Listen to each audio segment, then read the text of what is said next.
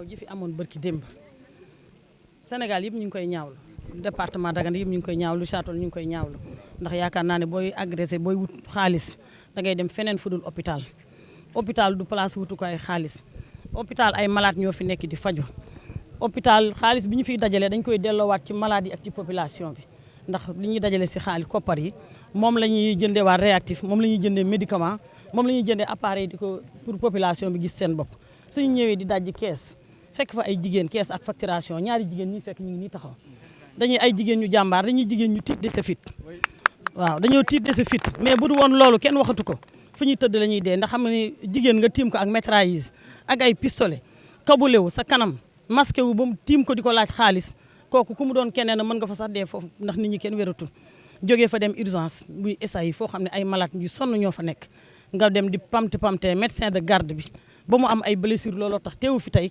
nangu ordinateur portable am ñaawlu nañu loolu fu ñaawlu yam fii place fajukaay du place wutukaay xaalis petit suñu fit dafa dem ñu koy dañu bëgg yóbbu ñëpp psychiatre parce que suñu xel yëpp dafa dem foo psychiatre na ñëw xool ñu ndax ñun ñëpp nañu nekk surtout Sira Diallo mi ngi ni taxaw Awa Sala ngi ni taxaw kii moo nekk kees kii moo nekk facturation Sira Diallo kii moo nekkoon kees Sira Diallo bu du woon nag dafa dal xam nga dafa tiit de sa fit mais bu doon keneen kenn waxatu ko mais keroog mais alhamdulilah ba nga xam ni dee amu fi ndax li ñuy sant yàlla mooy dee amu fi ndax xam naa ni am na nu mu doon demee nit ñi mën fi dee mais administration def na li mu mën mooy indi na ay caméra de surveillance def na fi sécurité mais biñu ñëwee sécurité bi lañu njëkk tëral ci suuf olimee leen yor ay métrailles xam nu ñu koy waxee ci wolof métrailles yoo xam ne da ngay roose ratatal rek moom dañu bëggoon boom moom ñëwuñu woon pour xaar dañu doon boom yàlla moo bañ rek te dañuy ñaan nag ministre de la santé ak président de la république dañu bëgg ñu déplacé wu def délégation ñëw xool hôpital Richard-Toll bi ndax hôpital la poste de santé la nekkoon ñu jël ko def ko centre de santé lii du hôpital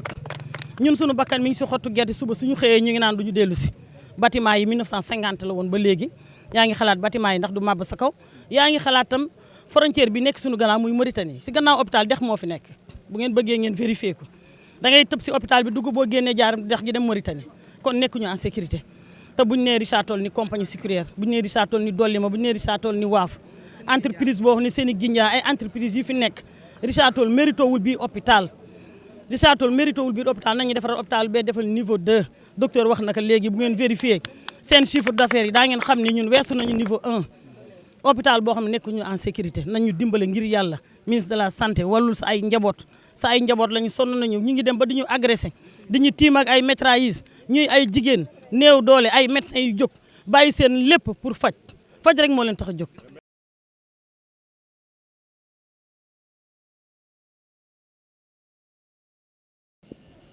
Ici, il y a d'honnêtes citoyens, des gens engagés qui sont au service de leur peuple, au service de leur population.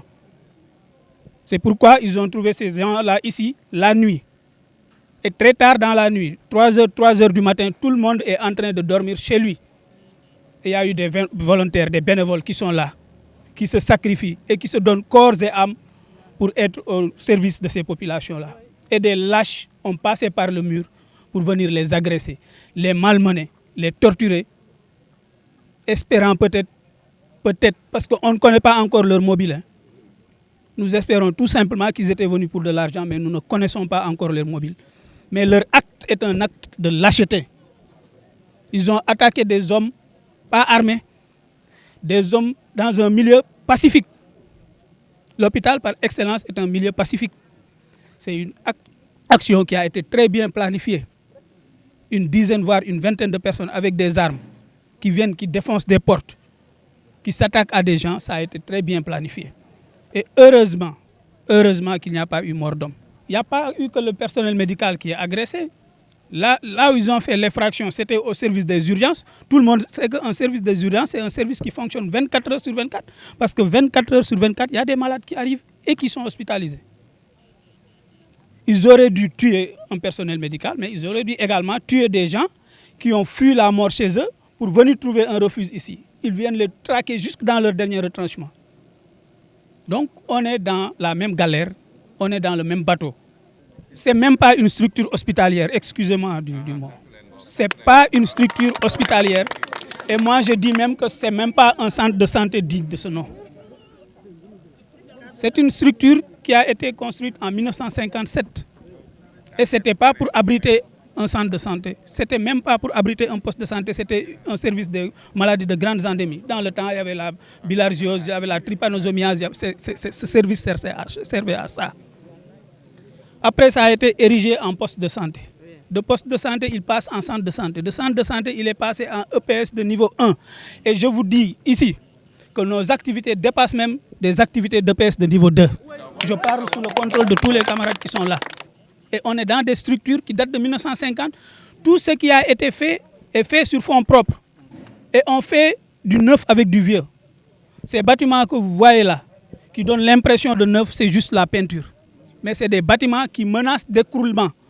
À tout moment, vous pouvez entendre un autre drame qui, cette fois-ci, ne sera pas une attaque venue de l'extérieur, mais des bâtiments qui se sont écroulés sur du personnel ou des malades.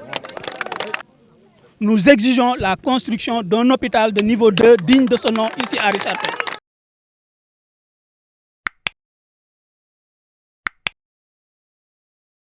Audio Jungle.